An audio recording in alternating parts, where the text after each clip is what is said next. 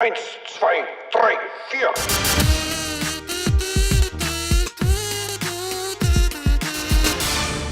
Die Freundschaft kündigen. Kündigen. It means to give notice, to quit something. If you quit a job, you have to give 3 months notice. And die Freundschaft kündigen means you give notice to your friendship. You're quitting the friendship and you give notice.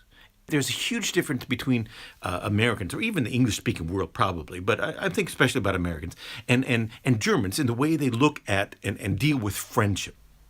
First of all, friend is a holy word, a sacred word in Germany. It's like lover or mother. It's really up there. It's a highly emotional word. In America, it's kind of a pedestrian word. It's friendship is important.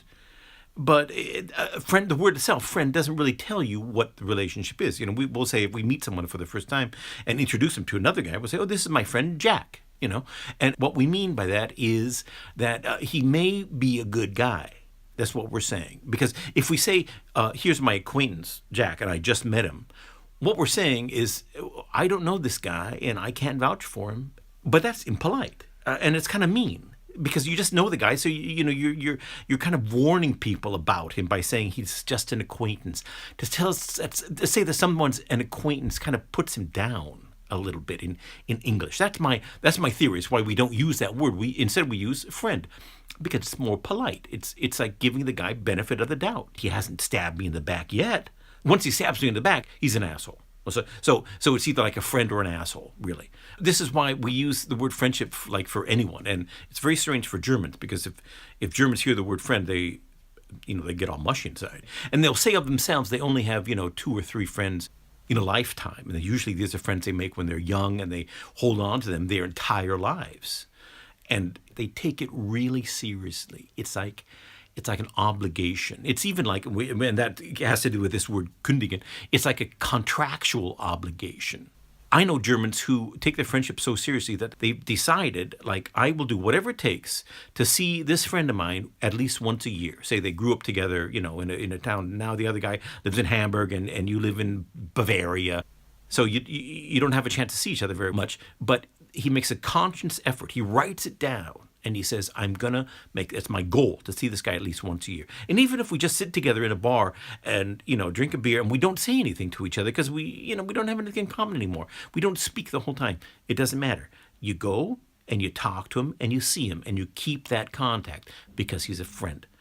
And in America, we tend to see friendship as something that has to be organic. We have to really want, if we go to drink a beer with a guy, we have to really want to. We have to, if we're depressed and we don't feel like it, or the guy is depressed or he's just being stupid, or he has a stupid girlfriend or something, and then we say, well, I'll sit this one out. I want to next time, next year. We do things with friendships according to how it feels naturally, and that gives friendship a much more honest feel, actually, because you're doing things only that you really want to do.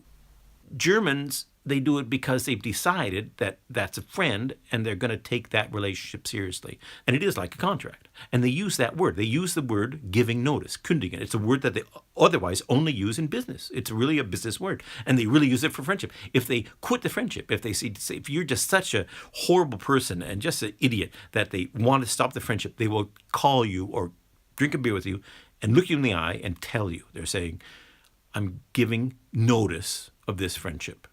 I wouldn't be surprised if they use words like, I have a friendship and it gives me 2 weeks of vacation a year, and when I get an extra bonus, I get a friendships bonus at the end of at Christmas. There is a word that they use for friendship that is similar to this, sick days. If you say sick leave on a friendship, I'm sick of you. I'm taking sick leave.